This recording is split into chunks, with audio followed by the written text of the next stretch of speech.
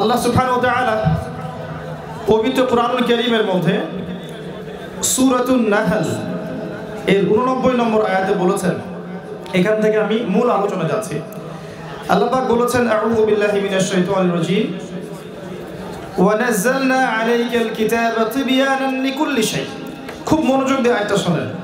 আল্লাহ পাক এই কিতাবের সূরা নাহলের 89 নম্বর আয়াতে বলেছেন, 89 নম্বর আয়াত, আল্লাহ পাক বলেছেন, ওয়া নাযালনা আলাইকাল কিতাব, হে নবী আমি আপনার প্রতি একটা কিতাব নাযিল করেছি, অর্থাৎ এই কোরআন নাযিল করেছি।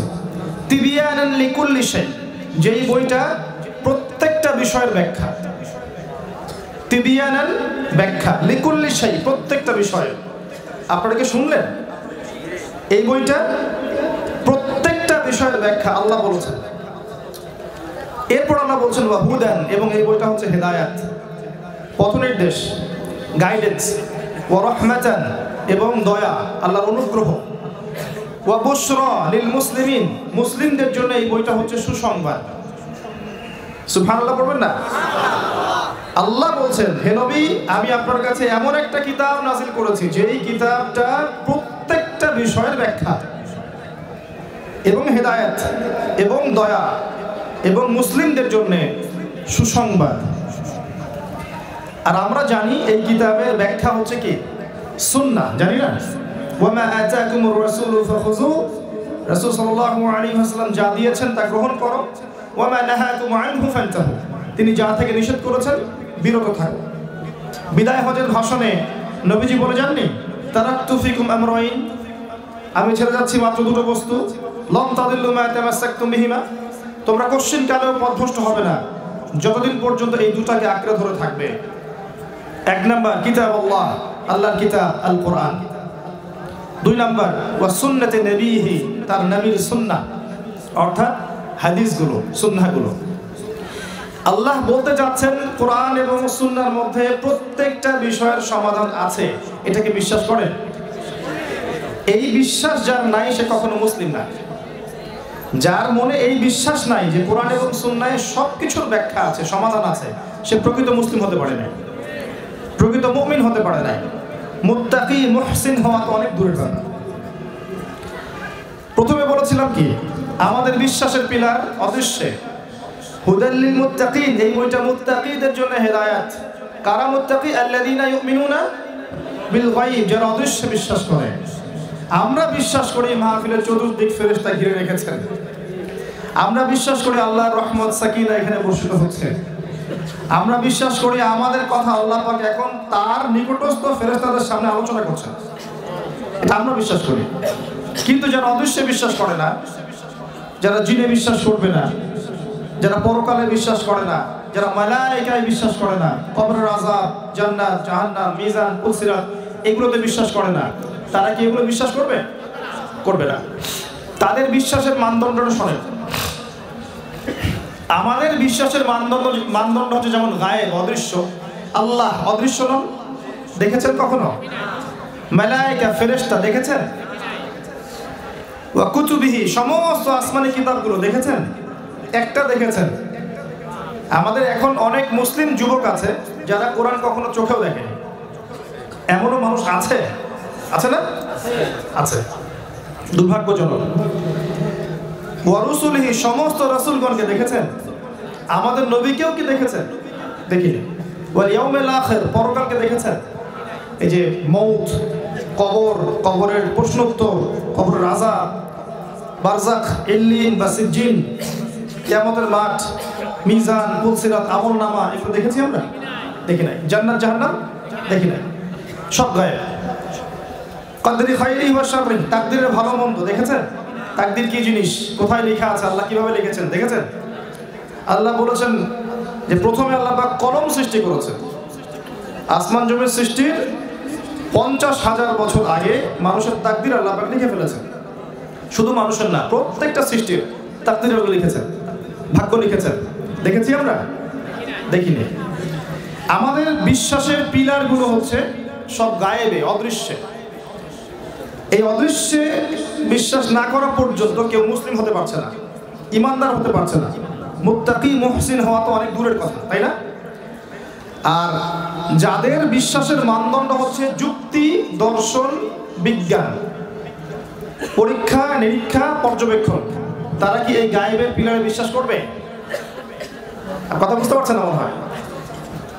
এই পুরো বিশ্ববাসীর মধ্যে বেশিরভাগ মানুষ বিশ্বাস করে যে পরীক্ষা নিরীক্ষা, যুক্তি, দর্শন, বিজ্ঞান দিয়ে যদি আপনি প্রমাণ না করতে পারেন সেটা সত্য নয়। কথা বুঝতে পারছেন আমার? আপনাদের পড়াশোনার যে প্যাটার্ন, এর মধ্যে কিন্তু জ্ঞানতাত্ত্বিক এপিস্টিমোলজি বলে, মানে জ্ঞান তত্ত্ব, সত্য মিথ্যার মানদণ্ড গ্রহণ করার মানদণ্ড হচ্ছে এগুলা: পরীক্ষা নিরীক্ষা, পর্যবেক্ষণ, যুক্তি, দর্শন, বিজ্ঞান।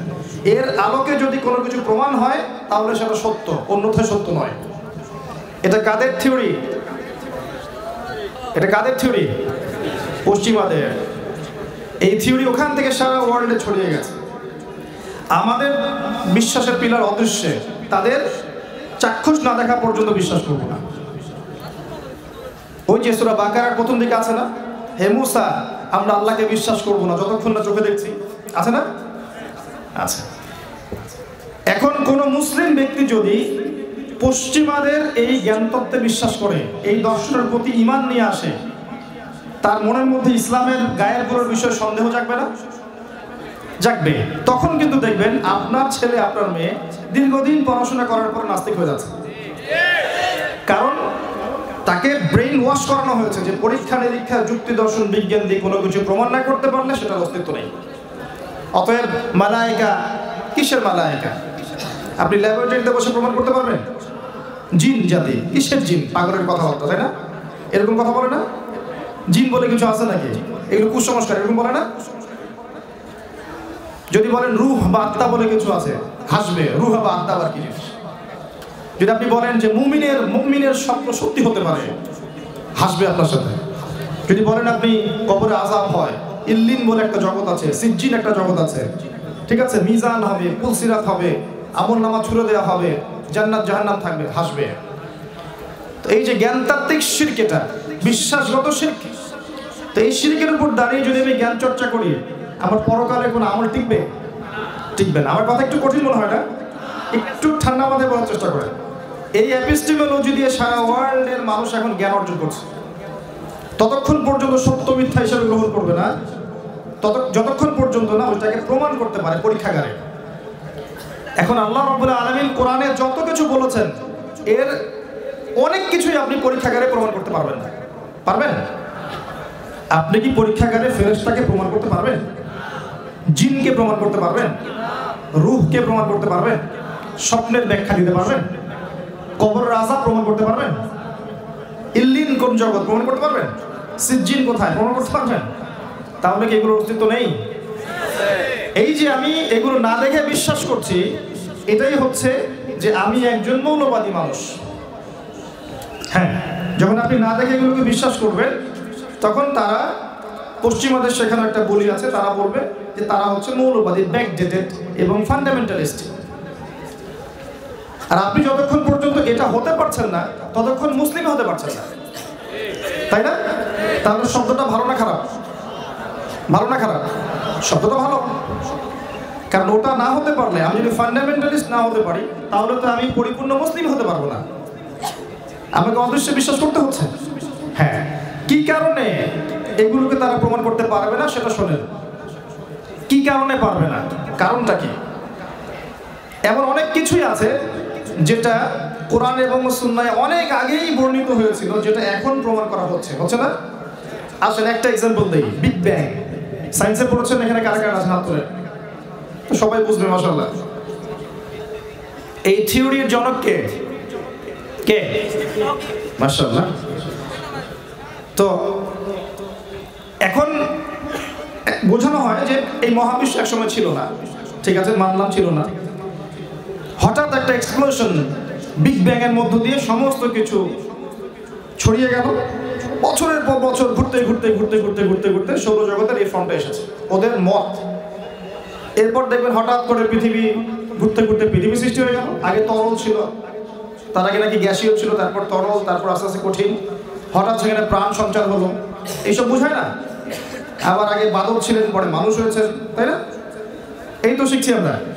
আচ্ছা, আল্লাহ পাক কোরআনে বলছেন সূরা আম্বিয়া 31 নম্বর আয়াতে, আউযু বিল্লাহি মিনাশ শাইতানির রাজীম, আওয়ালাম ইয়ারাল্লাযীনা কাফারু, যারা আল্লাহকে অস্বীকার করছে তারা কি লক্ষ্য করে দেখে না, আন্নাস সামাওয়াতি ওয়াল আরদা কানাতা রাতকান ফাফাতাহনাহুমা, যে এই পুরো মহাবিশ্ব এবং পৃথিবী একটা বিন্দুর মধ্যে ছিল, আমি এটাকে বিস্ফোরিত করে দিয়েছি, ছড়িয়ে দিয়েছি।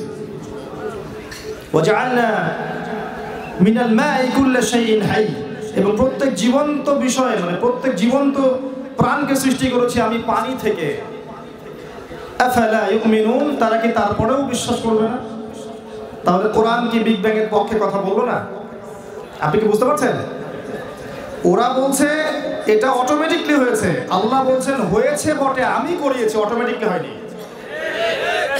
এই যে জ্ঞানের একটা পার্থক্য আছে না, জ্ঞান একটা লেভেল পর্যন্ত পৌঁছালো ওদের, এর উপরে আল্লাহর জ্ঞান, তাই নয় কি? এটাই আল্লাহ বলছেন ওয়াল্লামা আদামাল আসমাআ কুল্লাহা, আমি আদমকে সমস্ত কিছুর নাম শিক্ষা দিয়েছি। সৃষ্টিগতভাবে আদম আলাইহিস সালাম জ্ঞানী ছিলেন না, আল্লাহ জ্ঞান দিয়েছেন, তাই নয় কি? ওয়াল্লামাল ইনসান মা লাম ইয়ালাম, মানুষকে সেই জ্ঞান শিক্ষা দিয়েছি যা মানুষ জানতো না। তাহলে এই জ্ঞান আল্লাহর পক্ষ থেকে আমাদের কাছে এসেছে। এখন যেগুলো আমরা প্রমাণ করতে পারছি না তার কারণটা হচ্ছে যে ওগুলো প্রমাণ করার মতো উচ্চ স্তরের জ্ঞান আল্লাহ পাক আমাদেরকে এখন দেননি। যদি দিতেন অবশ্যই আমরা প্রমাণ করতে পারতাম, আর যদি এখন দিয়েও দেন প্রমাণ করতে পারবো ইনশাআল্লাহ। মনে করেন কথার কথা যে আগামীকাল আমেরিকার নাসা সে বলল যে পৃথিবী থেকে কোটি কোটি আলোকবর্ষ দূরে একটা গ্রহের সন্ধান পাওয়া গেছে। হ্যাঁ, এটার মধ্যে সোনা আছে, হীরা আছে, মণিমুক্তা জহরত আছে, হুরপড়ি আছে, ঠিক আছে, নদী আছে, দুধের মধু ইত্যাদি ইত্যাদি, মানুষ খুব সুখে থাকে এখানে বা থাকা যাবে ইত্যাদি, এরকম তারা বললো, একটা থিওরি দিল, দিয়ে ওই গ্রহটার নাম বললো যে ওটার নাম হচ্ছে JNNAT 00001234 ইত্যাদি। ওদের কোডগুলো এমন হয় না, উদ্ভট। তো তখন দেখবেন পরের দিন পুরো বিশ্ববাসী বিশ্বাস করবে হ্যাঁ এটা সত্য হতে পারে, তাই না?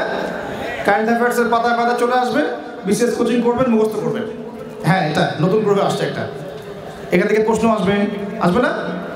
আচ্ছা, মানে যদি আল্লাহ পাক ওই জ্ঞানটা দিয়ে দেন ওইটা আবিষ্কার করার মতো, তখন কিন্তু এরা বিশ্বাস করবে। কিন্তু একই কথা আল্লাহ পাক কোরআনের শত শত জায়গায়, হাজার হাজার জায়গায় বলছেন, তারা বিশ্বাস করছে না।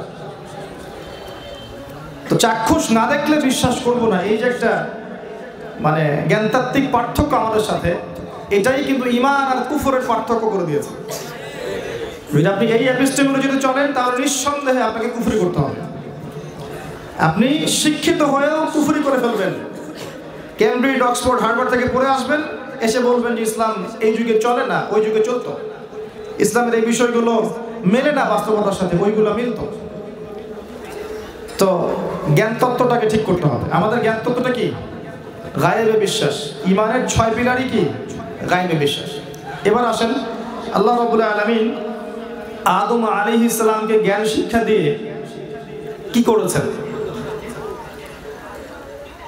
তাকে ফেরেশতাদের সামনে নিয়ে এসেছেন, এনে ফেরেশতাদেরকে বলেছেন যে তোমরা এগুলোর নাম বলে দাও। মালায়েকারা বলতে পারলেন না, তারা কি বললেন?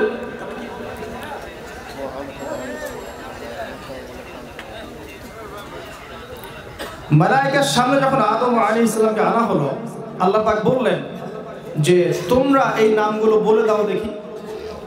তখন ফেরেশতারা বললেন লা ইলমা লানা ইল্লা মা আল্লামতানা, হে আল্লাহ আপনি আমাদেরকে যতটুকু শিখিয়েছেন এর বাইরে আমাদের কোনো জ্ঞান নেই।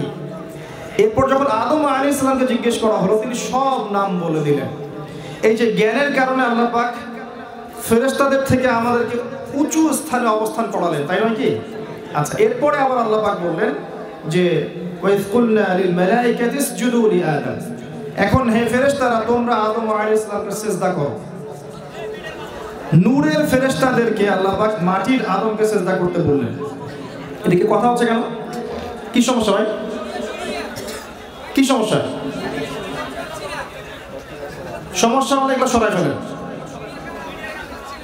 সমস্যাটা সরাই ফেলেন, বক্তব্য চলাকালীন কথা বলবেন না। আমি যে গতিটা হারাচ্ছি এতে করে কিন্তু লেকচারের ক্ষতি হবে।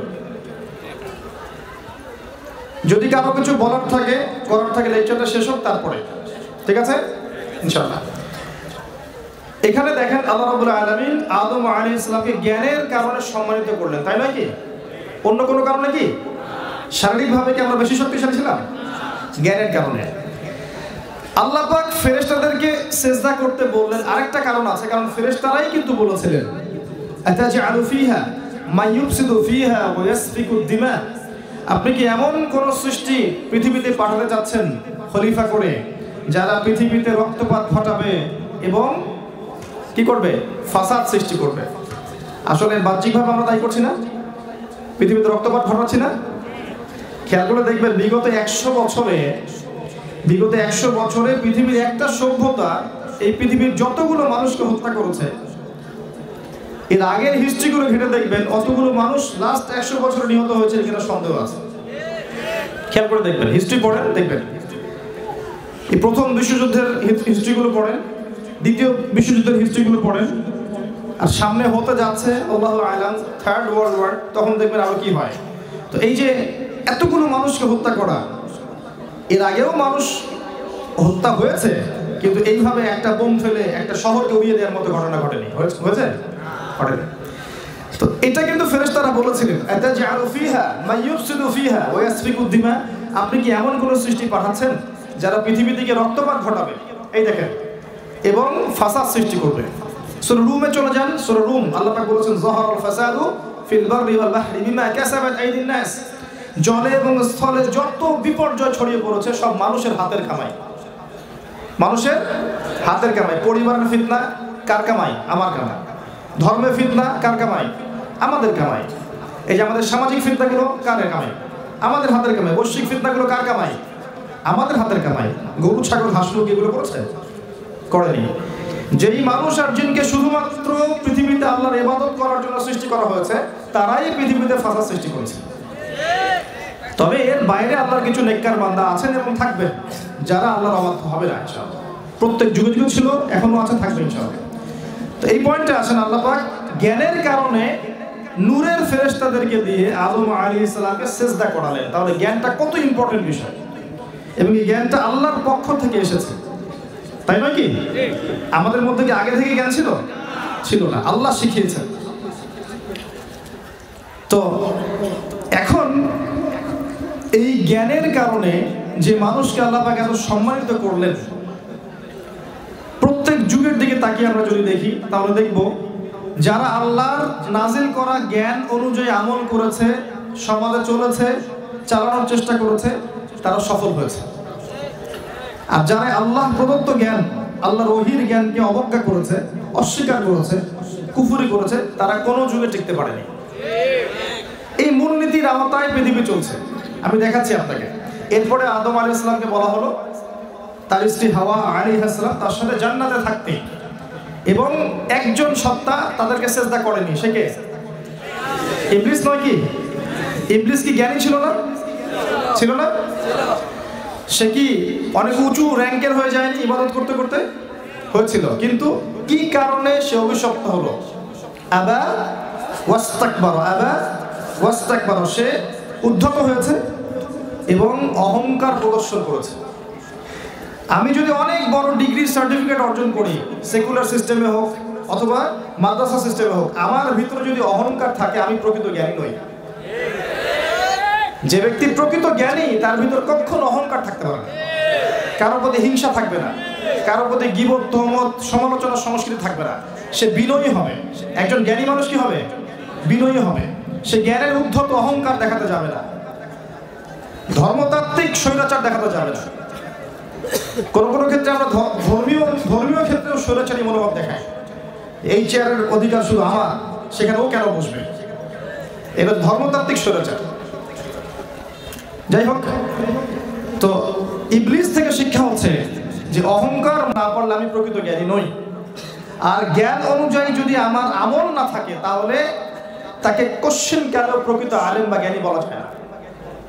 মনে করেন আমি চেয়ারে বসে আছি, আমি কথাগুলো বলছি, এই কথাগুলোর উপর যদি আমার আমল না থাকে, কোশ্চেন কেন আমি এই কথা বলার যোগ্য নই।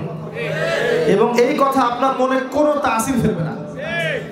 জানেন, যদি আমার কথাগুলো আমার কলব থেকে বের না হয় এবং আমার যদি এর উপর আমল না থাকে, আমার কথায় আপনার জীবন পরিবর্তন হবে না।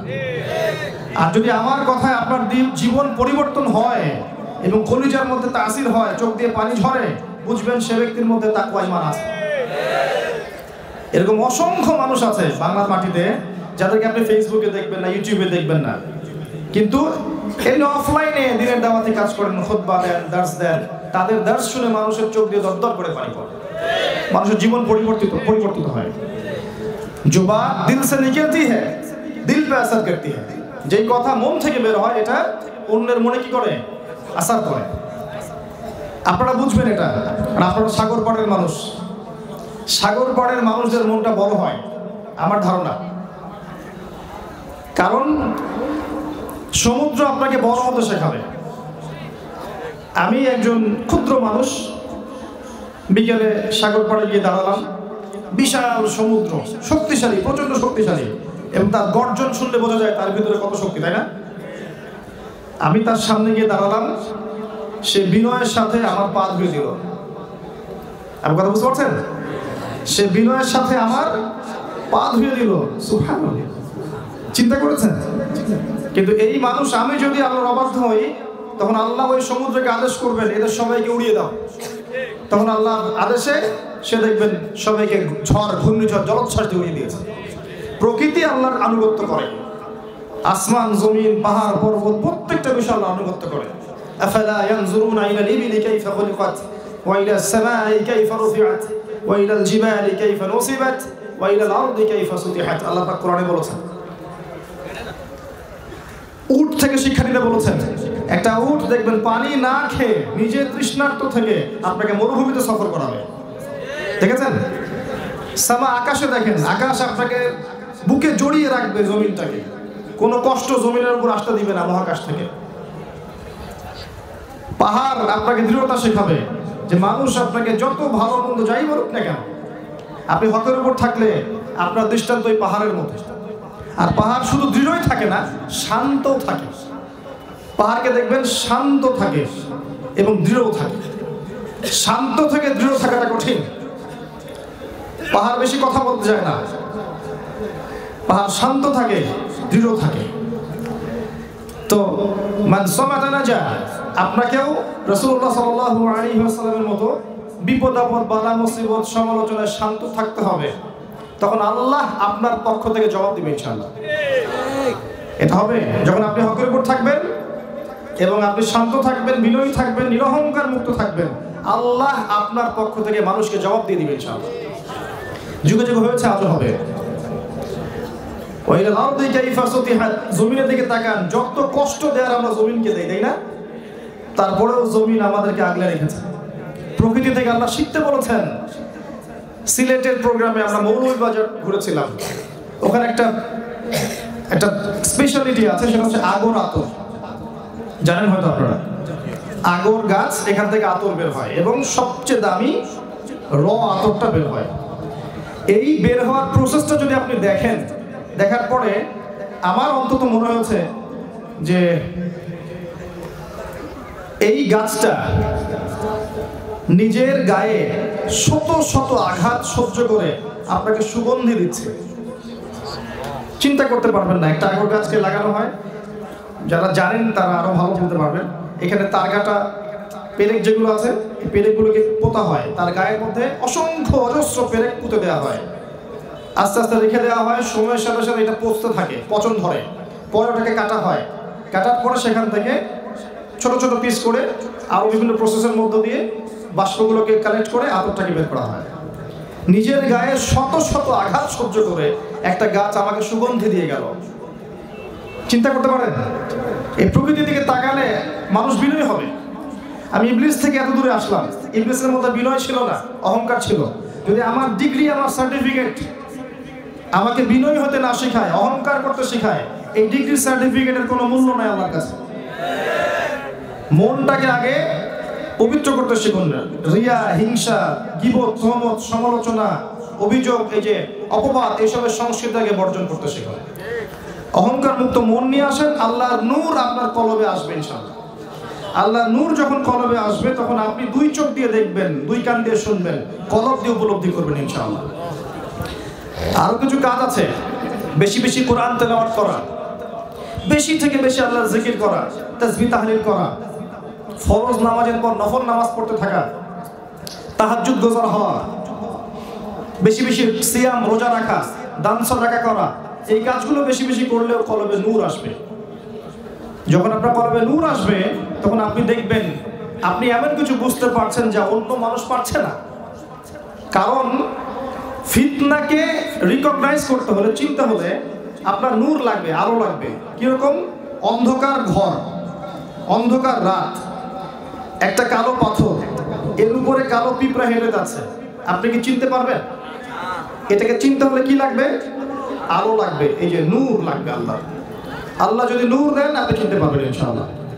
আর নূর পাওয়ার সবচেয়ে সেরা উপায় বলে দিচ্ছে, এই দোয়াটা করবেন, রব্বানা আতমিম লানা নূরানা ওয়াগফির লানা ইন্নাকা আলা কুল্লি শাইইন কাদির। আরেকটা কাজ বলে দেই, সূরাতুন নূর, সূরাতুন নূর শুরু থেকে শেষ পর্যন্ত পড়েন। এখানে আল্লাহ পাক যে কাজগুলো করতে বলেছেন এগুলো করলে নূর পাবেন, যে কাজগুলো করতে নিষেধ করেছেন না করলে নূর পাবেন।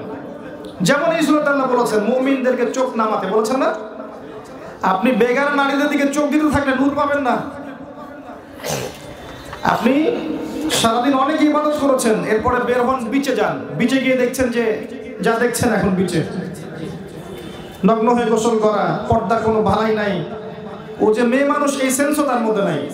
এগুলো চোখের মধ্যে পড়লে দেখবেন নূরটা চলে গেল, আপনি বুঝতে পারবেন নূরটা চলে গেল। খারাপ লাগে না? ইমানদার মানুষের খারাপ লাগে, আর যার খারাপ লাগবে না বুঝবেন ইমান শেষ হয়ে গেছে, নাই, ওই লেভেলটা নাই যেখানে খারাপ লাগবে। যখন এগুলো দেখতে দেখতে সয়ে যাবে তখন বুঝে নেবেন যে আমার ওই ইমানের তেজ বা নূরটা নিভে গেছে, যেটা থাকলে আমার খারাপ লাগতো। একটা বডি যদি প্যারালাইজড হয়ে যায়, আঘাত করলে বুঝতে পারবেন না, বডি প্যারালাইজড না, এখানে আত্মা বা কলবটা প্যারালাইজড হয়ে গেছে। পাপ করতে করতে, পাপ দেখতে দেখতে, শুনতে শুনতে, চলতে চলতে এই পুরো আত্মাটাকে প্যারালাইজড হয়ে গেছে, প্যারালাইজড করে ফেলা হয়েছে। এই প্যারালাইজড আত্মা আবার আগের প্রাণ ফিরে পাবে যদি আপনি কোরআন বেশি বেশি তেলাওয়াত করেন, মৃত্যুকে বেশি বেশি স্মরণ করেন, কবর জিয়ারত করেন, দান সাদাকা বাড়িয়ে দেন, সিয়াম রাখেন, নফল নামাজ পড়েন, তাহাজ্জুদ পড়েন, আল্লাহর জিকির করতে থাকেন, আপনার ওই প্যারালাইজড রূহ ইনশাআল্লাহ দেখবেন আবারও সজীব হয়ে যাবে ইনশাআল্লাহ। আর একটা হাদিস মনে পড়লে এটা বলে দিই, যে যখন মানুষ ফরজ আমলগুলো করার পাশাপাশি নফল বাড়িয়ে দেয় এবং মনের মধ্যে তার খারাপ রিপুগুলোকে ত্যাগ করতে পারে, আল্লাহ পাক জিবরাইল আলাইহিস সালামকে ডেকে বলেন যে আমার অমুক বান্দাকে আমি ভালোবাসি, তুমিও তাকে ভালোবাসো। এরপর জিবরাইল আলাইহিস সালাম অন্য সমস্ত ফেরেশতাদেরকে ডাকেন, ডেকে বলেন যে আল্লাহ অমুক বান্দাকে ভালোবাসেন, আমিও অমুক বান্দাকে ভালোবাসি, তোমরা সবাই তাকে ভালোবাসো। এরপর ফেরেশতারা দুনিয়াবাসীকে বলেন যে আল্লাহ অমুক বান্দাকে ভালোবাসেন, জিবরাইল অমুক বান্দাকে ভালোবাসেন, আমরাও তাকে ভালোবাসি, তোমরা সবাইও তাকে ভালোবাসো। এরপর দেখবেন ওই পৃথিবীবাসীর মনের মধ্যে আল্লাহ পাক ওই বান্দার জন্য ভালোবাসা তৈরি করে দেন। এটা এভাবে হয়। আল্লাহ পাক আমাদেরকে আল্লাহর ভালোবাসা পাওয়ার তৌফিক দান করুন, আমিন। আমি একটা পয়েন্ট থেকে অনেক দূরে চলে আসছি। ইবলিস বহিষ্কৃত হয়েছে অহংকারের কারণে, উদ্ধত আচরণ করার কারণে। আপনি খেয়াল করলে দেখবেন আদম আলাইহিস সালামও কিন্তু ওই নিষিদ্ধ গাছের কাছে গিয়েছেন, আদেশ লঙ্ঘন করেছেন, করেননি?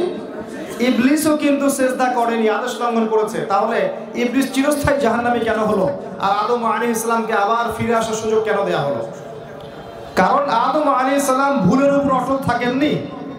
তিনি ফাতালাক্কা আদামু মির রাব্বিহি কালিমাত ফাতাবা আলাইহি, তিনি রবের কাছ থেকে কালিমা শিখলেন, তওবার কালিমা শিখলেন, শিখে তওবা করে আল্লাহর কাছে ফিরে আসলেন, আল্লাহ পাক মাফ করে দিলেন। ইবলিস এই কাজটা করেনি, বরং সে উল্টা কিয়াস করেছে, খালাকতানি মিন নার ওয়া খালাকতাহু মিন তিন, আমাকে সৃষ্টি করেছেন আগুন দিয়ে, তাকে মাটি দিয়ে, আমি কেন তাকে সিজদা করব? এই যে যুক্তি, দর্শন, বিজ্ঞান, এই যে প্রমাণ না হলে আমি মানব না। আপনি বললেই মানব কেন? কথা বুঝতে পারছেন? আল্লাহ পাক বহিষ্কার তো করলেন, লানত করলেন, কিয়ামত পর্যন্ত লানত এবং চিরস্থায়ী সে জাহান্নামে থাকবে। মূলনীতি বোঝেন, জ্ঞানের মূলনীতি, আনুগত্যের মূলনীতি কি হতে হবে? আল্লাহ যেটা বলেছেন চোখ বন্ধ করে মানতে হবে, পারবেন? রাসূল যেটা বলেছেন চোখ বন্ধ করে মানতে হবে। প্রত্যেকটা আদেশ এবং নিষেধের পিছনে অবশ্যই বৈজ্ঞানিক কারণ আছে, যুক্তি দর্শন আছে, কিন্তু সবগুলো ফাইন্ড আউট করার জ্ঞান হয়তো আমার নেই। তাই বলে এই নয় যে এগুলো বাতিল, এমন নয়, হয়তো আমার জ্ঞানে বুঝে এটা আসছে না। এই হচ্ছে এপিস্টিমোলজি বা জ্ঞান তত্ত্ব ইসলামিক। এরপর চলে আসেন আদম আলাইহিস সালাম, হাওয়া আলাইহিস সালাম, ইবলিস, কাউকে আল্লাহ পাক আর জান্নাতে রাখলেন না, তাই না? জান্নাতে রাখলেন না, আল্লাহ পাক নামিয়ে দিলেন। কুল নাহবিতু মিনহা জামিআ, আমরা বললাম যে তোমরা নেমে যাও। ফাইম্মা ইয়াতিয়ান্নাকুম মিন্নি হুদান, তোমরা পৃথিবীতে নেমে যাচ্ছ যাও, কিন্তু প্রত্যেক যুগে যুগে আমার পক্ষ থেকে তোমাদের কাছে হেদায়েত আসবে। কি আসবে? হেদায়েত আসবে। ফামান তাবিআ হুদায়া, ভালো করে শুনেন, যারা আমার সেই হেদায়েত মেনে চলবে, ফালা খাউফুন আলাইহিম ওয়ালা হুম ইয়াহজানুন, তাদের কোনো ভয় নাই, কোনো দুশ্চিন্তা নাই। এই হচ্ছে আপনার ফিলোসফি অফ লাইফ। এবার শুনেন জীবন দর্শন। এপিস্টিমোলজি বুঝিয়েছি, এবার আসেন জীবন দর্শন। আল্লাহ পাক বলছেন তোমরা পৃথিবীতে নেমে যাও, আমি তোমাদেরকে একা ছেড়ে দিচ্ছি না, প্রত্যেক যুগে যুগে তোমাদের কাছে আমার পক্ষ থেকে হেদায়েত আসবে। যারা আমার হেদায়েত মেনে চলবে, কোনো ভয় নাই, কোনো টেনশন নাই, তোমরা আবার জান্নাতে ফিরে আসবে ইনশাআল্লাহ। একটা কথা। দুই নাম্বার, ওয়াল্লাযীনা কাফারু ওয়া কাযযাবু বিআয়াতিনা, কিন্তু যারা আমার আয়াতকে অস্বীকার করবে, মিথ্যা প্রতিপন্ন করবে, ফাউলাইকা আসহাবুন নার, এরা জাহান্নামের অধিবাসী হবে, হুম ফিহা খালিদুন, সেখানে তারা চিরস্থায়ী থাকবে। দ্য ফিলোসফি অফ লাইফ, জীবন দর্শন। হেদায়েত আসবে যদি মানেন, আপনি জান্নাতি। হেদায়েত আসবে যদি অস্বীকার করেন, কুফরি করেন, আপনি জাহান্নামী। এটা সহজ কোনো ফিলোসফি হতে পারে? হতে পারে না। এবার দেখেন আদম আলাইহিস সালামের যুগটা দেখেন। এই যুগ সম্পর্কে একটা ঘটনা এসেছে সূরা মাইদায়। কি সেটা? ওই যে হাবিল আর কাবিল, তাই না? কাবিল তার ভাইকে হত্যা করলো না, হিংসার বশবর্তী হয়ে হত্যা করলো। শিক্ষা আছে, এখনো সেই হাবিল এবং কাবিলের সংস্কৃতি চলছে মুসলিমদের মধ্যেই। এখনো মুসলিমদের মধ্যে সেই হাবিল কাবিলের সংস্কৃতি চলছে। এখনো আমরা হিংসা, বিদ্বেষ, অপবাদ, আন্ডারএস্টিমেট করা, বিভক্তি, এগুলো সংস্কৃতি ছাড়তে পারিনি। এখনো একজনের পিছনে আরেকজনের না লেগে থাকলে ঘুম হয় না। একজনের সুখ উন্নতি দেখলে আরেকজনের গা জ্বালা পোড়া করে। কারো দ্বারা দিনের কোনো উপকার হতে থাকলে তাকে যতক্ষণ পর্যন্ত মাটিতে না নামানো যায় শান্তি হয় না। হাবিল কাবিলের সেই হিংসাত্মক সংস্কৃতি এখন আমাদের মধ্যে আছে। মনে রাখবেন, ঈর্ষা বা হিংসা মানুষের নেক আমল খেয়ে ফেলে, ঠিক যেমন আগুন কাঠকে খেয়ে ফেলবে। কাবিল যে অন্যায় করেছিল, রাসূল সাল্লাল্লাহু আলাইহি ওয়াসাল্লাম বলেছেন পৃথিবীতে যত মানুষকে হত্যা করা হবে, সমস্ত খুনের পাপের একটা অংশ কাবিলের আমলনামায় যুক্ত করা হবে, কারণ সেই পৃথিবীতে সর্বপ্রথম খুনের ট্র্যাডিশন চালু করেছিল। আপনি পরের যুগে আসেন, নূহ আলাইহিস সালাম ৯৫০ বছর এই তার কওমকে ইসলামের দাওয়াত দিয়েছে। কত বছর ভাই? ৯৫০ বছর, ৯টা শতাব্দী, ৯.৫ শতাব্দী আল্লাহ পাক তাকে এত লম্বা হায়াত দিয়েছিলেন। অল্প কিছু মানুষ ইসলাম কবুল করেছে। এরপর যে মানুষগুলো ইসলাম কবুল করেনি, আল্লাহ পাক কি করেছেন? তুফান দিয়ে, প্লাবন দিয়ে একদম গারাত করে দিয়েছে। এমনকি যারা ডুবে গিয়েছিল তাদের মধ্যে স্বয়ং নূহ আলাইহিস সালামের স্ত্রীও ছিল এবং তার ছেলেও ছিল। সূরা তাহরিম পড়ে দেখেন যে লূতের স্ত্রী এবং নূহের স্ত্রীর মধ্যে তোমাদের জন্য দৃষ্টান্ত আছে। কি দৃষ্টান্ত? তারা আমার বান্দা নবীদের ঘরে ছিল, তারপরেও তারা ঈমান নিয়ে আসে নাই, আর তাদের ওই পরিচয়ে তাদেরকে কুফরি থেকে, জাহান্নাম থেকে বাঁচাতে পারেনি। তো নূহ আলাইহিস সালামের যুগটা যদি ঘাটেন দেখবেন আল্লাহ ওই যে দর্শনের কথা বলেছেন, যদি মানো তাহলে জান্নাত দিব, যদি না মানো শাস্তি দিব। একই ফিলোসফি চলে আসে। যারা যে অল্প কিছু মানুষ নূহ আলাইহিস সালামের কথা মেনেছিল, আল্লাহ পাক এই মানুষগুলোকে নাজাত দিয়েছেন, উদ্ধার করেছেন। আমরা এখানে যারা বসে আছি, পৃথিবীতে যত মানুষ আছে, কোনো না কোনো ভাবে তারা ওই সব মানুষের বংশধর যাদেরকে আল্লাহ পাক ওই যে কিস্তি থেকে উদ্ধার করেছে। বুঝতে পারছি কথা? কোনো না কোনো ভাবে আমরা ওই মানুষদের বংশধর যাদেরকে আল্লাহ পাক ওই যে প্লাবন সেখান থেকে উদ্ধার করেছিলেন। আমাদের বংশধর কিন্তু ওখানে গিয়ে মিলবে। এখানে একটা কথা বলে রাখি, আমাদের ইউনিভার্সিটিগুলোর মধ্যে অনেক সময় পড়ানো হয়, ভাবখানা এমন, পড়ানোর ভাবটা এমন যে সভ্যতা শুরু হয়েছে রোমানদের দ্বারা, পশ্চিমাদের দ্বারা, গ্রিকদের দ্বারা, তাই না? যেখানে যাবেন দেখবেন গ্রিক দার্শনিক বলেছেন, রোমান দার্শনিক বলেছেন, মানে সভ্যতা মনে হয় ওদেরকে দিয়ে শুরু হয়েছে। অথচ আল্লাহর কিতাব বলছে যে সভ্যতা শুরু হয়েছে নবীদের দ্বারা। আল্লাহর কিতাব বলছে সভ্যতা শুরু হয়েছে নবীদের দ্বারা। আর আমাদেরকে বোঝানো হচ্ছে এখন যেন সভ্যতা যেন শুরু হয়েছে ওদের দ্বারাই, এর আগে সভ্যতা ছিলই না। সুবহানাল্লাহ। তো আপনাকে কোরআনের চোখ দিয়ে দেখতে হবে, না হলে আপনি বুঝতে পারবেন না যে আসলে সত্য কোনটা মিথ্যা কোনটা। আমি অনেক লেকচারে বলেছি, আরেকবার বলছি, দুই চোখের ব্যাপার আছে কোরআনে। মুসা আলাইহিস সালাম প্রশ্ন করছিলেন বারবার, কেন নৌকাটা ফুটা করলেন, কেন বাচ্চাটাকে হত্যা করলেন, কি কারণে দেয়াল নির্মাণ করে পারিশ্রমিক নিলেন না? কোন সূরা বলতে পারছেন? কোন সূরা? মাশাআল্লাহ, অল্প কিছু মানুষ বলতে পেরেছেন। যারা সূরা কাহাফ এখনো পড়েন নাই, এক মাসের মধ্যে পড়ে ফেলেন, কারণ সূরা কাহাফ ছাড়া কিছু আপনাকে দাজ্জাল থেকে বাঁচাতে পারবে না। ঠিক আছে? আর মাসিহুদ দাজ্জালের চেয়ে বড় কোনো ফিতনা আসেনি, আসবেও না। পৃথিবীর যত ফিতনা আছে দেখছেন, সমস্ত ফিতনার চেয়ে বড় ফিতনা দাজ্জালের ফিতনা। এখান থেকে আপনাকে বাঁচাবে একটা সূরা, তার নাম কি? সূরা কাহাফ। এখানে দেখবেন মুসা আলাইহিস সালাম প্রশ্ন করছেন, কি জন্য নৌকাটা ফুটা করলেন, কেন বাচ্চাটাকে হত্যা করলেন, কেন দেয়ালটা নির্মাণ করলেন কিন্তু পারিশ্রমিক দিলেন না? খিদর আলাইহিস সালাম বললেন, তোমার সাথে আমার আর চলা হলো না, তবে যাওয়ার আগে আমি তোমাকে অ্যানসার দিচ্ছি, যদি নৌকা ফুটা না করতাম জলদস্যু নৌকা হাইজ্যাক করে নিয়ে যেত, যদি বাচ্চাটা হত্যা না করতাম আল্লাহর আদেশে এই বাচ্চা বড় হয়ে একটা বড় কাফের হতো, যদি এই দেয়াল নির্মাণ না করতাম এই দেয়ালের নিচে 2-3 বাচ্চার সম্পত্তি আছে, এটা তারা পেত না, তারা যখন বড় হবে তারা পাবে ইনশাআল্লাহ। বাহ্যিক চোখ দিয়ে মুসা তোমার কাছে মনে হচ্ছে প্রত্যেকটা কাজ অন্যায়, তাই না? কিন্তু ভেতরের চোখ দিয়ে দেখলে তুমি বুঝবে যে আসলে প্রত্যেকটা কাজের পিছনে একটা কি আছে, কল্যাণ আছে। আপনাকেও 2 চোখ খুলে বিশ্বকে দেখতে হবে, আদারওয়াইজ আপনি বুঝতে পারবেন না। মানুষ বলবে সব এগিয়ে যাচ্ছে, আর আল্লাহ নূরওয়ালা মানুষরা বলবে হ্যাঁ সব এগিয়ে যাচ্ছে ঠিকই বটে, তবে ধ্বংসের দিকে। এটাই সত্য, পৃথিবী তার শেষ সময়ের দিকে যাচ্ছে। এমন নয় যে পৃথিবীর পরে আমরা মঙ্গলে গিয়ে থাকবো, তারপরে নেপচুনে থাকবো, তারপরে প্লুটোতে থাকবো, এমন হবে না কখনোই। এসব রঙিন স্বপ্ন দেখিয়ে মানুষকে লাভ নেই। পুরো মহাবিশ্বই ফানা হতে চলেছে, কুল্লু মান আলাইহা ফান। প্রত্যেকটা সৃষ্টিকে আল্লাহ পাক ধ্বংস করে দিবেন। ওয়ায়াবকা ওয়াজহু রাব্বিকা যুল জালালি ওয়াল ইকরাম, আল্লাহর চেহারা, আল্লাহর সত্তাটা বাকি থাকবে। তো যারা আল্লাহহীন সভ্যতা, ওরা মানুষকে বোঝাচ্ছে যে পৃথিবীর পরে আমরা যাবো মঙ্গলে, তারপর ওইখানে, তারপর ওইখানে মহাকাশ বাহিনী গঠন করছে। সেদিন দেখলাম একটা পরাশক্তি বলে ফেলেছে ওই গ্রহটা আমার। আমি বলেছিলাম যে তারা বলবে, এবং পরে দেখলাম বলে ফেলেছে অলরেডি। আর কিছু গর্ধব টাইপের মানুষ আছে, পড়াশোনা কখনো এগুলো করেও নাই। যখন আমি বলেছি যে পরাশক্তি দাবি করতে পারে এটা আমার, ওটা নিয়ে ট্রল করা শুরু করেছে যে ভবিষ্যৎ বক্তা, ভবিষ্যৎ বলছে, ভবিষ্যৎ বলছে। এটা ভবিষ্যৎ না, এটা বর্তমান। দাবি অলরেডি করে ফেলেছে।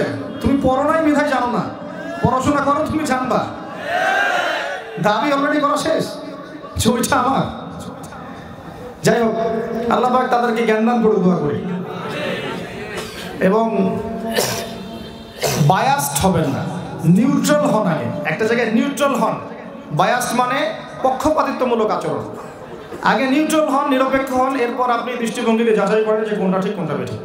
আগে একটা পক্ষ নিয়ে নেবেন, তখন অন্যের ভালো আপনার সহ্য হবে না। এটা হলো আমাদের সমস্যা। আল্লাহ পাক বোঝার তৌফিক দান করুন, আমিন। নূহ আলাইহিস সালামের সেই যে সভ্যতা, এই সভ্যতায় একই সুন্নত আল্লাহ পালন করেছেন, যারা মেনেছে আল্লাহ উদ্ধার করেছেন, যারা মানেন নাই ডুবিয়ে দিয়েছেন। এরপরে আসেন আদ জাতি, নাম শুনেছেন?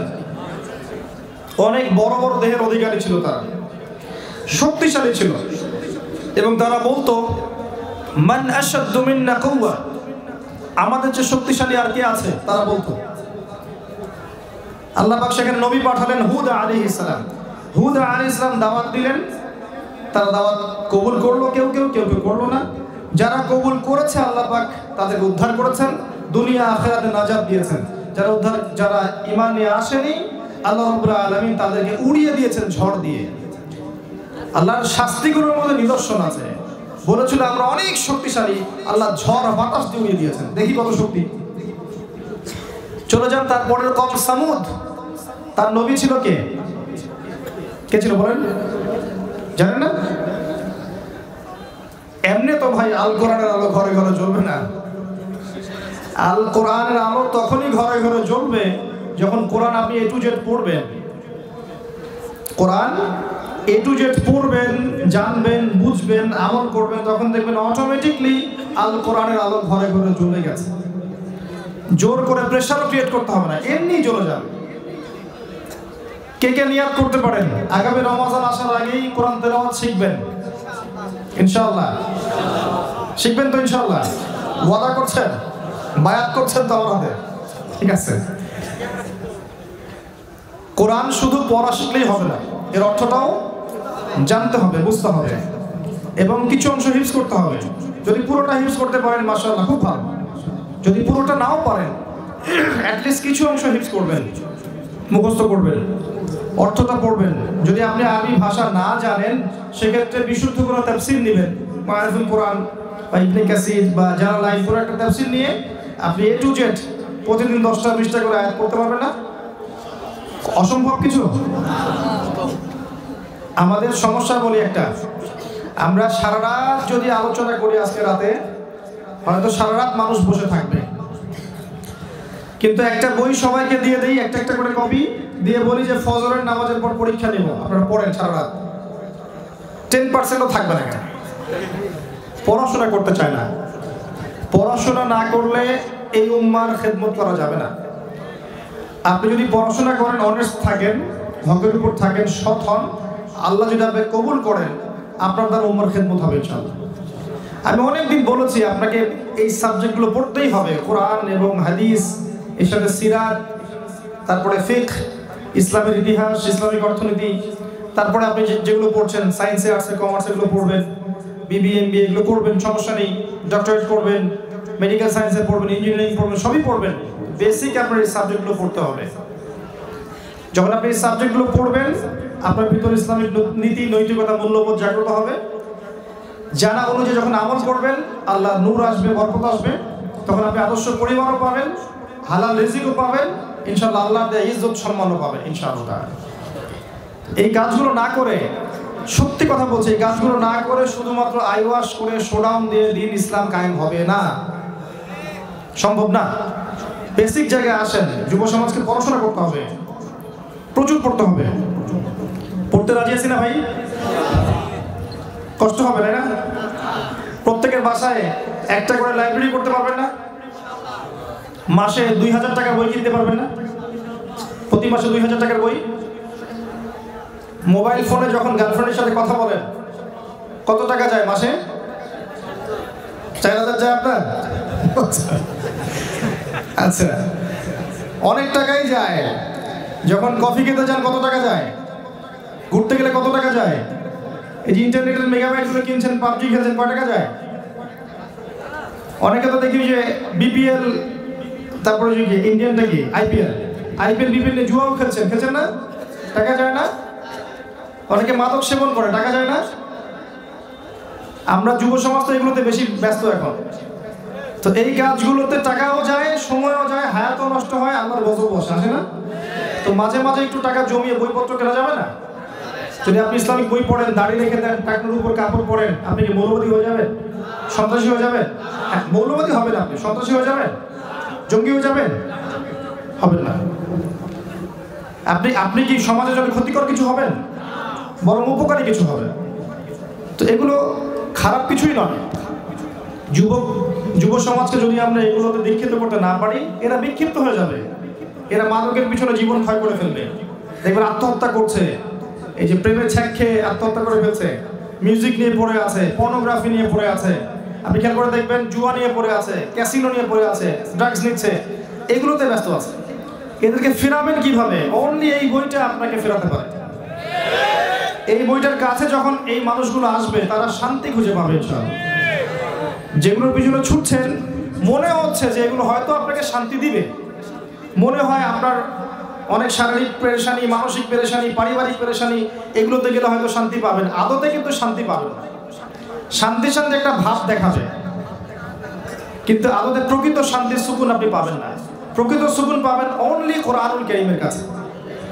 তাই কোরআনুল কারীম পড়ুন, শিখুন, বুঝুন, আলেম ওলামাদের কাছে যান, এই তাফসীরগুলো ব্যাখ্যা শিখে নেন, আমল করেন, দেখবেন ইনশাআল্লাহ কলিজার মধ্যে শান্তি আসবে ইনশাআল্লাহ। আমরা দোয়া করে আল্লাহ পাক যুব সমাজের প্রত্যেককে কোরআন শেখার তৌফিক ইনায়াত করুন। এবং অবশ্যই জেনারেল সাবজেক্ট যেগুলো পড়ছেন, এগুলো অবশ্যই পড়বেন। এগুলো না পড়ে এগুলোকে ছেড়ে দিয়ে সবসময় আবার মানে ধর্মীয় বইপত্র নিয়ে বসে থাকেন না, তাহলে পরিবারের মাথা খারাপ হয়ে যাবে। ঠিক আছে? একবারে ছেড়ে দিয়ে যেখানে আসতে হবে এটা বলছি না, আপনি যেখানে পড়াশোনা করছেন করতে থাকেন, এর পাশাপাশি আপনি এই বইগুলো পড়তে থাকেন। পারবেন না? আল্লাহ তৌফিক এনায়েত করুন। তো যেটা বলছিলাম, সামুদ জাতির নবীর নাম হচ্ছে সালেহ আলাইহিস সালাম। তার ক্ষেত্রে একই সুন্নত, দাওয়াত দিলেন, কিছু মানুষ কবুল করলো আর কিছু মানুষ কবুল করলো না।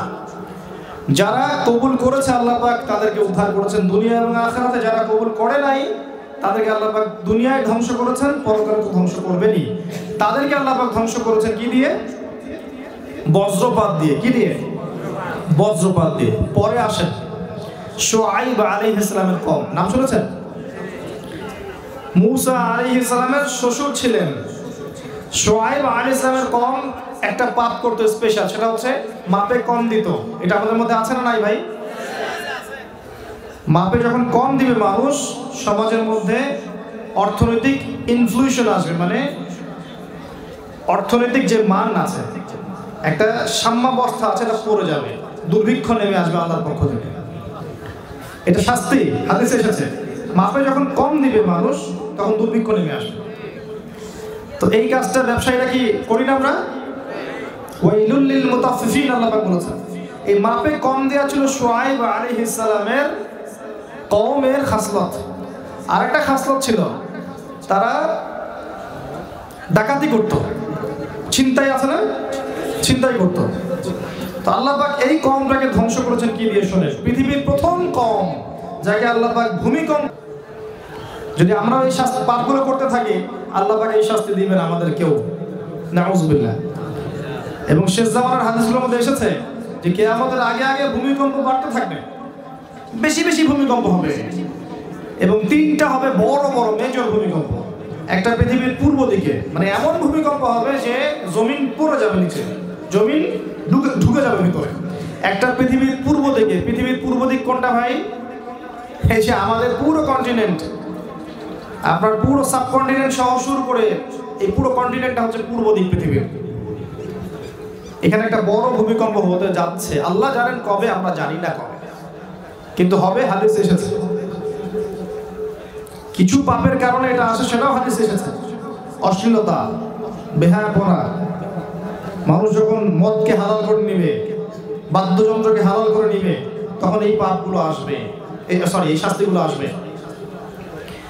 আরেকটা হবে পৃথিবীর পশ্চিম দিকে, ওই যেই পশ্চিমা সভ্যতায় মানুষ এখন প্রবাসী হচ্ছে, ওখানে সুখের সন্ধানে, গ্রিন কার্ড, নিজের দেশকে প্রতিভা দেয়া বাদ দিয়ে অন্যকে প্রতিভা দিয়ে আসছি। আমি গিয়েছি, প্রয়োজন পূরণ হচ্ছে, চলে আসতে হবে।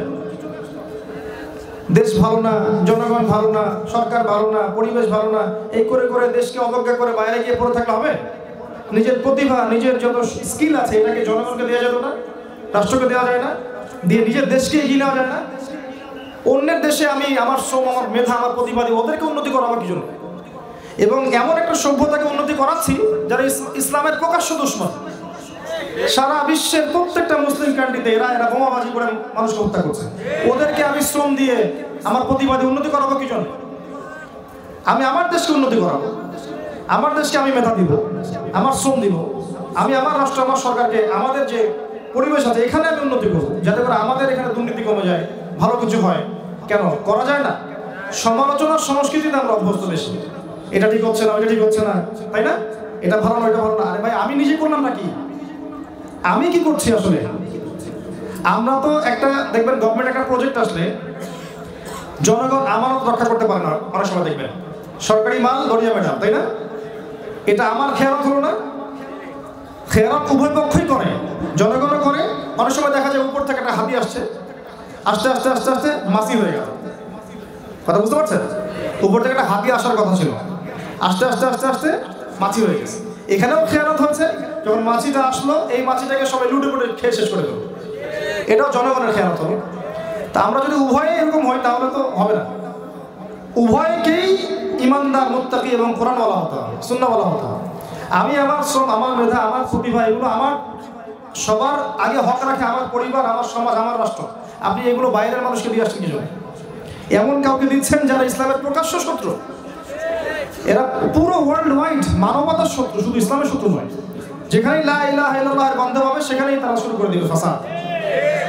তারা দেখতে আসে না কি হানাফি কে, আহলে হাদিস কে, শাফিঈ কে, হাম্বলি কে, চরমনাই কে, আটরশি তাবলিগ, কিছু দেখতে আসে না।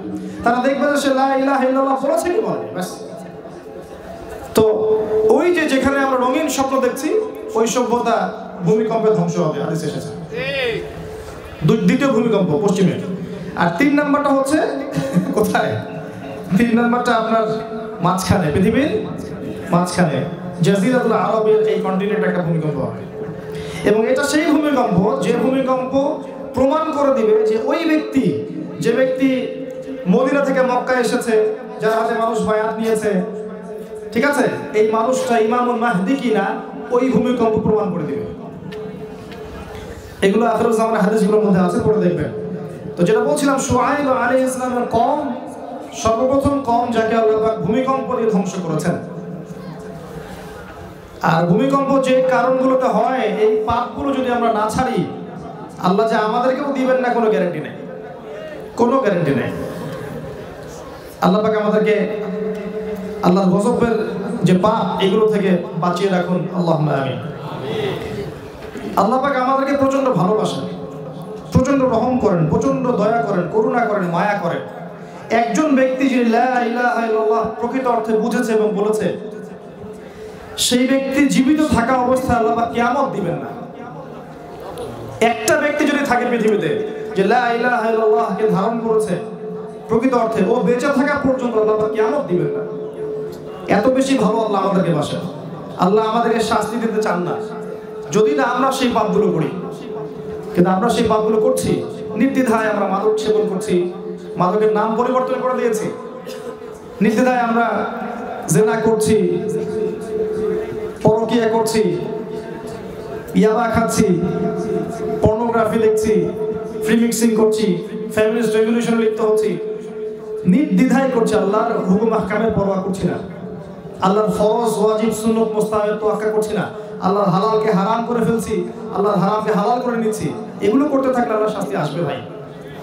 আর আল্লাহর শাস্তি চলে আসলে ঠেকানোর কেউ থাকবে না। তাই সবার উচিত অনতি বিলম্বে আল্লাহর কাছে তওবা করা। তওবা করে আল্লাহ যেভাবে চলতে বলেছেন সেভাবে চলা। এতে নিজের কল্যাণ, পরিবারের কল্যাণ, সমাজের কল্যাণ, সবার কল্যাণ। আমরা তওবা করি আল্লাহর কাছে, আস্তাগফিরুল্লাহাল্লাযী লা ইলাহা ইল্লা হুয়াল হাইয়ুল কাইয়্যুম ওয়া আতুবু ইলাইহি। বলেন আস্তাগফিরুল্লাহাল্লাযী লা ইলাহা ইল্লা হুয়াল হাইয়ুল কাইয়্যুম ওয়া আতুবু ইলাইহি। আস্তাগফিরুল্লাহাল্লাযী লা ইলাহা ইল্লা হুয়াল হাইয়ুল কাইয়্যুম ওয়া আতুবু ইলাইহি। তারপরে জেনারেশনে যান, ফিরআউন শুনেছেন নাম? মুসা আর ফিরআউন। কোরআন খুলবেন খালি মুসা আর ফিরআউন। ফিরআউন কে ছিল? এই বিশ্বের পরাশক্তি, এখনকার পরাশক্তিদের মতোই পরাশক্তি, অনেক দাপট। সে বলেছিল যে আনা রাব্বুকুমুল আ'লা, আমি তোমাদের মহান রব। নাউযুবিল্লাহ, আমি ছাড়া তোমাদের কোনো রব আছে আমি তো জানি না, এরকম বলেছিল।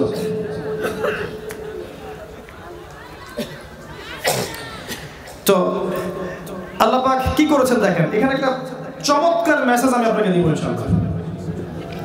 আল্লাহ রাব্বুল আলামিন মুসা আলাইহিস সালামকে নবী করলেন। মুসা আলাইহিস সালাম ব্যক্তিত্বপরায়ণ মানুষ ছিলেন এবং শারীরিকভাবে প্রচন্ড শক্তিশালী ছিলেন। একদিন তিনি দেখছেন, আপনারা তো জানেন যে মুসা আলাইহিস সালামকে আল্লাহ পাক ফিরআউনের ঘরেই বড় করেছেন, করেন নাই? তার মায়ের ঘটনা শুনছিলেন না একটু আগে মনে হয়? আচ্ছা, ওইদিকে আমি গেলাম তাহলে। এবার মুসা আলাইহিস সালাম দেখছেন বনু ইসরাইলের এক ব্যক্তির উপর জুলুম করা হচ্ছে।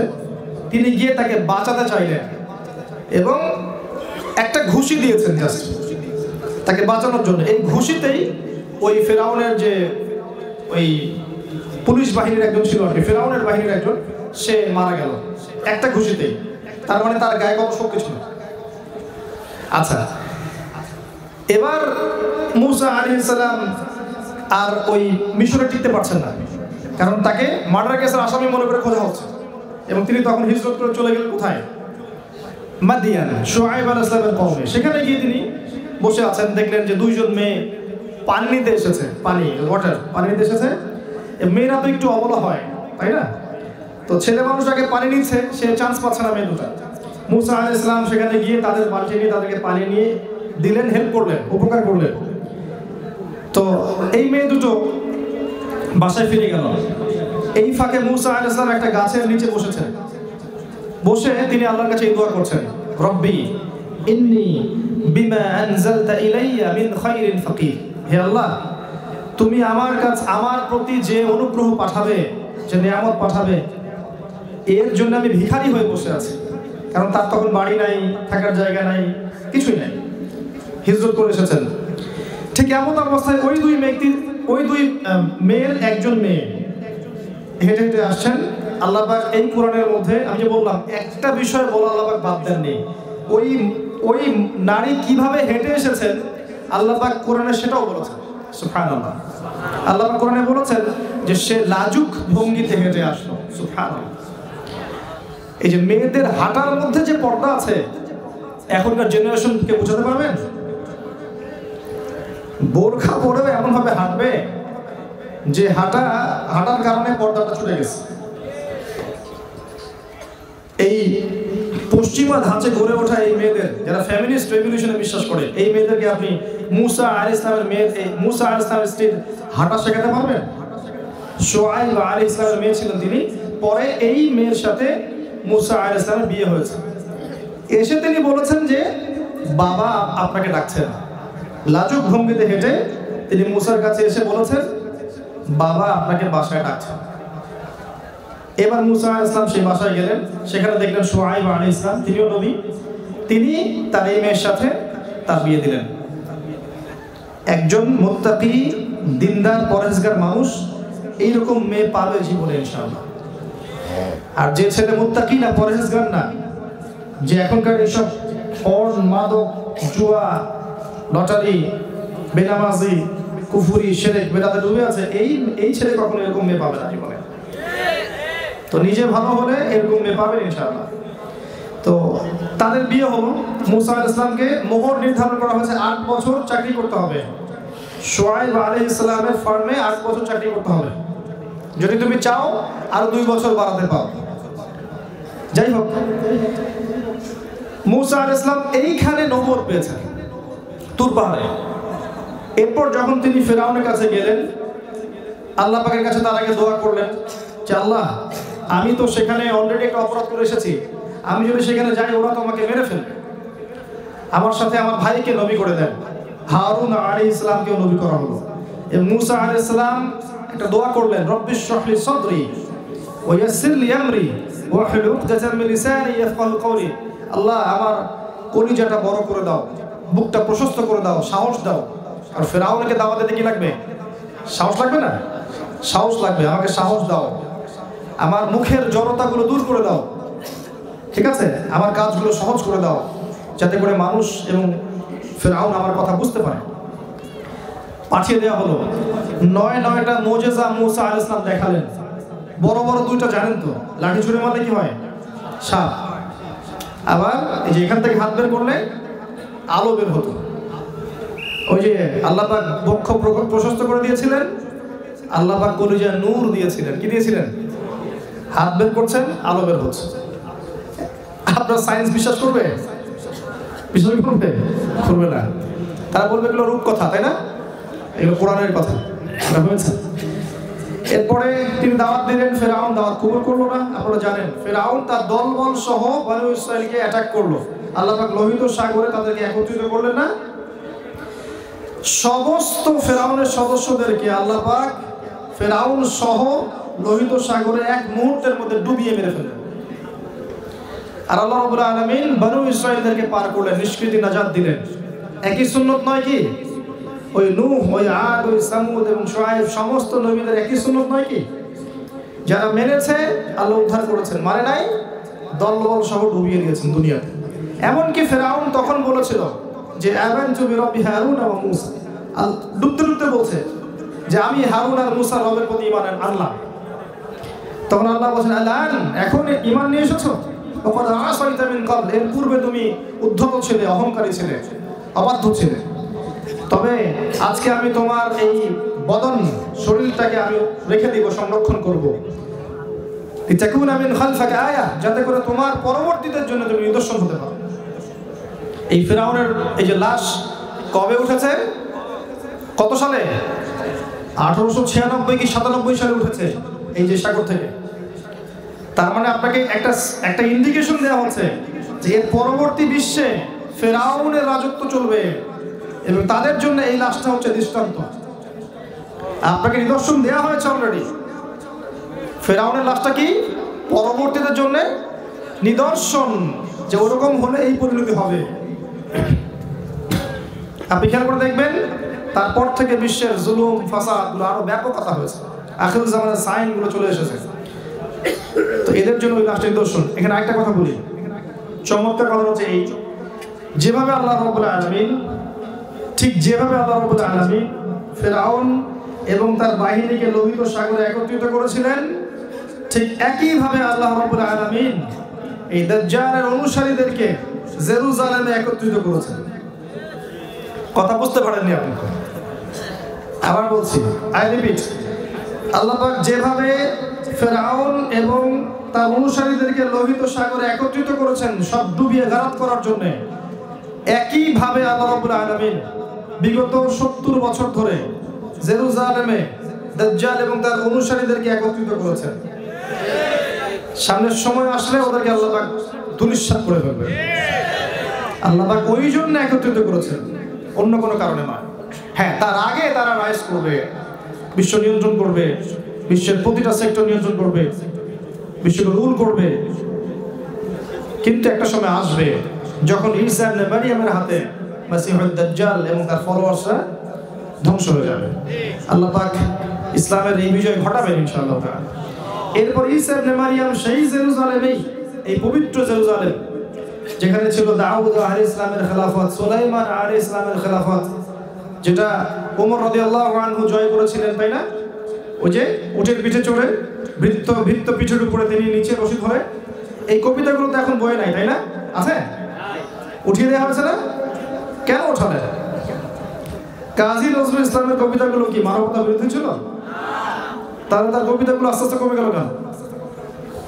আমার তো মনে হয় সবচেয়ে সেরা কবি হচ্ছেন কাজী নজরুল ইসলাম, আমার মত এটা। আপনি নাও মানতে পারেন, আপনার কাছে অন্য কেউ হতে পারে সেরা, বাট আমার কাছে কাজী নজরুল ইসলামের মতো শব্দ চয়ন, তার মতো অলংকার, তার মতো এই যে সত্যকে সত্য রূপে তুলে ধরার যে মনন সংস্কৃতি, আমি তো অন্য কারোর মতো দেখি না। কি কাব্য বোঝেন? সবচেয়ে সেরা উপন্যাস আমরা পড়েছি, আপনারা পড়েন। আল্লাহ পাক কোরআনে বলেছেন সবচেয়ে সেরা উপন্যাস হচ্ছে সূরা ইউসুফ। আল্লাহ কোরআনে বলেছেন সবচেয়ে সেরা উপন্যাস হচ্ছে সূরা ইউসুফ, আহসানুল কসাস। আর এই সূরা ইউসুফকে বানিয়েছে ইউসুফ আর জুলাইখার প্রেম কাহিনী, তাই না? সত্যিকার অর্থে সূরা ইউসুফ হচ্ছে তার বাবা এবং তার সন্তানের প্রেম কাহিনী। ওখানে দেখবেন তার বাবা এবং তার ছেলের যে ভালোবাসা, যে হারানোর ব্যথা, যে ট্র্যাজেডি, টুইস্ট এন্ড টার্ন, এটা অ্যামেজিং। এমনকি বাবা অন্ধ হয়ে গেছেন কাঁদতে কাঁদতে কাঁদতে কাঁদতে ছেলের জন্য। কোন প্রেমিকের জন্য কাঁদতে কাঁদতে অন্ধ হয়েছে? এমনকি যখন ইউসুফ আলাইহিস সালামের ওই যে কাপড় নিয়ে আসছেন, মনে আছে? পড়ে দেখবেন, বাবা দূর থেকে বলছেন যে আমি ইউসুফের গন্ধ পাচ্ছি এখন। সুবহানাল্লাহ। সূরা ইউসুফ হচ্ছে সবচেয়ে সেরা উপন্যাস, পড়ে দেখেন পাশে গিয়ে। তো উপন্যাস তো আমরা পড়েছি, কাব্য আমরা বুঝবো। কোরআন যারা পড়েছে এরা বুঝবে কাব্য কি জিনিস। সূরা হুদ পড়েন, বুঝবেন কাব্য কি জিনিস। আর রহমান পড়েন, কাব্য কি জিনিস বুঝবেন, কবিতা কাকে বলে। এত সুন্দর ছন্দ, এত সুন্দর অলংকার কোরআনের পাতায় পাতায়, আয়াতে আয়াতে আছে না? আল্লাহ পাক বিশাল মেসেজ দিচ্ছেন কাব্য আকারে, সাহিত্যের আকারে, গল্প আকারে, তাই না? দুইটা সেন্টেন্সের মধ্যে আল্লাহ পাক 2 শতাব্দীর হিস্ট্রি বলে ফেলছেন। তো যারা কোরআন বোঝে তারা বুঝবে কাব্য কি জিনিস। বলছি কাজী নজরুল ইসলামের কথা, যে আমার মতে তিনি দ্য বেস্ট কবি। আপনার মতে নাও হতে পারে, বাট আমার মত, আর আমি মত প্রকাশের স্বাধীনতা রাখি। তো যাই হোক, এই কবিতা নাই, হোয়াটএভার। তো ওই জেরুজালেমে ওদেরকে একত্রিত করা হয়েছে, যেখানে এই পবিত্র শাসনগুলো ছিল এক সময়। এক পর্যায়ে দেখবেন ওখানেই আল্লাহ রাব্বুল আলামিনের আদেশে ওদের ধ্বংস লেখা আছে। আল্লাহ পাক এই দিন অচিরেই ঘটাক, আমরা সেই দোয়া করি, আল্লাহুম্মা আমিন। আর কয়েকটা কথা বলে শেষ করছি, যে ফেরাউনের পরের সংস্কৃতিতে আসবেন, সভ্যতায় আসবেন, দেখবেন আপনি ঈসা আলাইহিস সালামের কওমকে পাবেন। ঈসা ইবনে মারইয়ামের কওমের সেম সুন্নাত। ঈসা আলাইহিস সালামকে যারা ঈমান এনেছে আল্লাহ পাক উদ্ধার করেছেন, যারা ঈমান নিয়ে আসে নাই আল্লাহ পাক তাদেরকে ধ্বংস করেছেন। ঈসা ইবনে মারইয়ামকে আল্লাহ পাক নিজের কাছে তুলে নিয়েছেন। ইব্রাহিমের কথা বলতে ভুলে গিয়েছিলাম। ইব্রাহিম আলাইহিস সালামের ক্ষেত্রে যান, আল্লাহ পাক নমরুদ এবং তার অনুসারী যারা ছিল তাদেরকে আল্লাহ পাক ধ্বংস করেননি, করেছেন। আর ইব্রাহিম আলাইহিস সালামকে আল্লাহ পাক উদ্ধার করেছেন, ইমাম বানিয়েছেন, নেতা বানিয়েছেন, পরীক্ষা নিয়েছেন। আল্লাহ রাব্বুল আলামিন তাকে দুনিয়া আখিরাতে সম্মানিত করেছেন। আমি শেষ করছি, সর্বশেষ নবী মুহাম্মদ সাল্লাল্লাহু আলাইহি ওয়াসাল্লামের কাছে আসেন। মুহাম্মদ সাল্লাল্লাহু আলাইহি ওয়াসাল্লামের ক্ষেত্রেও দেখবেন এই যে আবু জেহেল, আবু লাহাব, উতবা, সাইবা যারা ছিল, এরা কি আল্লাহ সত্য মেনেছিল? আল্লাহ সত্য মেনেছে? কোরআনকে মেনেছে? মানে নাই। নবীর বিরোধিতা করেনি? করেছে। নবীকে কষ্ট দেয়নি? দিয়েছে। আল্লাহ রাব্বুল আলামিন ইতিহাস থেকে ওদের নাম মুছে দিয়েছে। আর মুহাম্মদ সাল্লাল্লাহু আলাইহি ওয়াসাল্লাম সাহাবায়ে কেরামের আদর্শকে আল্লাহ পাক যুগ যুগ কিয়ামত পর্যন্ত স্থায়িত্ব দান করেছেন, করেননি? একই সুন্নাত, প্রত্যেক যুগে যুগে আপনি যাবেন একই সুন্নাত পাবেন। নূহ থেকে শুরু করে মুহাম্মদ সাল্লাল্লাহু আলাইহি ওয়াসাল্লাম পর্যন্ত একই ফিলোসফি। ওই যে সূরা বাকারার 38-39, হেদায়েত আসবে যুগে যুগে, নবী রাসূল আসবেন, আসমানি কিতাব আসবে। ফামান তাবিআ হুদায়া ফালা খাউফুন আলাইহিম ওয়া লা হুম ইয়াহজানুন। কিন্তু ওয়াল্লাযীনা কাফারু ওয়া কাযযাবু বিআয়াতিনা উলাইকা আসহাবুন নার হুম ফিহা খালিদুন। একই ফিলোসফি সারা বিশ্ব জুড়ে, ইতিহাস জুড়ে। এখন আপনার আমার শিক্ষা কি? শিক্ষা হচ্ছে সর্বপ্রথম আল কোরআন কেন্দ্রিক পড়াশোনা করুন, জ্ঞান অর্জন করুন, জানা অনুযায়ী আমল করতে থাকেন, আদর্শ পরিবার গড়ার চেষ্টা করেন, হালাল রিজিক খাওয়ার চেষ্টা করেন। ইসলামের জন্য আপনাকে আল্লাহ যে প্রতিভা দিয়েছেন, কথা হোক, কলম হোক, জ্ঞান হোক, বক্তব্য হোক, যে প্রতিভা আল্লাহ দিয়েছেন এতটুকুকে দিনের কল্যাণে কাজে লাগান। দিনের মধ্যে ইখতিলাফ, ভেদাভেদ সৃষ্টি করবেন না। হিংসা, বিদ্বেষ, অহংকার, তোহমতের সংস্কৃতির চর্চা করবেন না। উম্মাহকে ঐক্যবদ্ধ করার চেষ্টা করুন। যুব সমাজকে দিনের পথে নিয়ে আসার চেষ্টা করুন। পরবর্তী প্রজন্ম যারা আসছে এদেরকে কনস্ট্রাকটিভ সিলেবাসে পড়াশোনা করিয়ে আগামীতে ইসলামের পতাকা বহন করার যোগ্য করে গড়ে তোলেন। যে মা বোনরা আছে সবাইকে পর্দায় আনার চেষ্টা করেন এবং তাদের জন্য দিনের কল্যাণকর কিছু প্রজেক্ট লঞ্চ করেন। ইনশাআল্লাহ তাআলা এই পৃথিবী চিরকাল থাকবে না, আস্তে আস্তে ইতিহাসটা শেষের দিকে যাবে। ঈসা ইবনে মারইয়াম আবারও আসবেন, কিয়ামতের সব সাইনগুলো আবারও আসবে।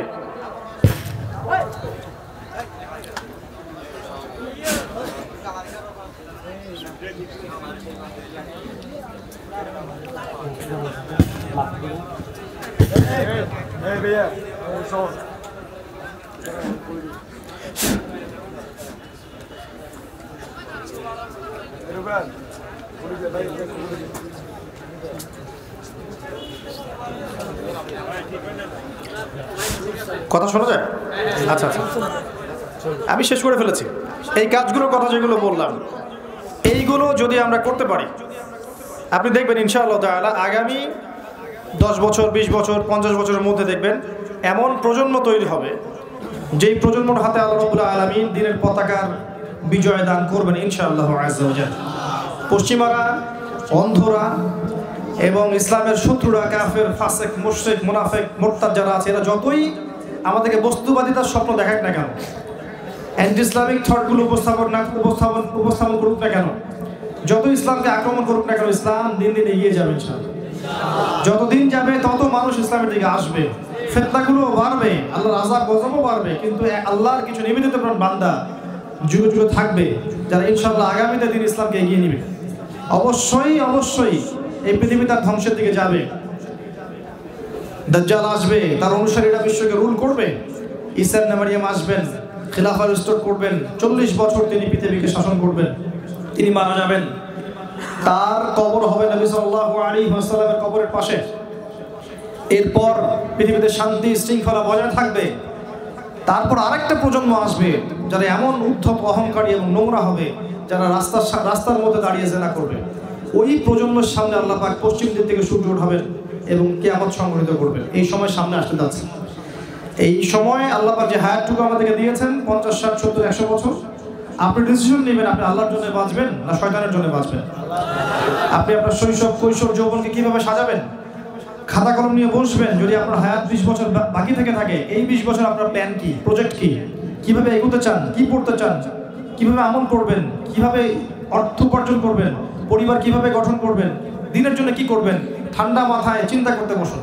চিন্তা করতে শিখুন, আত্মসমালোচনা করতে শিখুন, নিজের আমল নামার হিসাব করতে শিখুন, এবং খেলার ছলে, ঠাট্টার ছলে এই হায়াতটাকে নষ্ট করবেন না।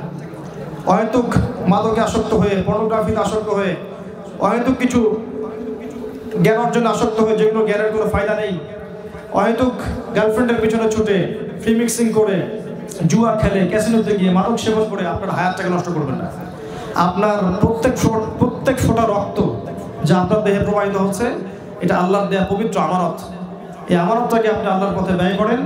আল্লাহ পাক আপনাদের সবাইকে তৌফিক এনায়েত করুন, আমিন। আকুলু কওলি হাযা আস্তাগফিরুল্লাহ ওয়া লাকুম ওয়া লিসাইরিল মুসলিমিন।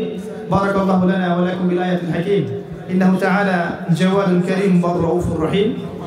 সুবহানাকাল্লাহুম্মা ওয়া বিহামদিকা আশহাদু আল্লা ইলাহা ইল্লা আনতা আস্তাগফিরুকা ওয়া আতুবু ইলাইক। সবাই ভালো থাকবেন, আল্লাহ ভালো রাখুন, আমাদের জন্য দোয়া করবেন। জাযাকুমুল্লাহু খায়রান আহসানাল জাযা। যারা আজকে মাহফিল আয়োজন করেছেন, আমরা দোয়া করি আল্লাহ পাক তাদের সবার নেক হায়াত, হালাল রিজিকে বারাকা দান করুন, আমিন। আসসালামু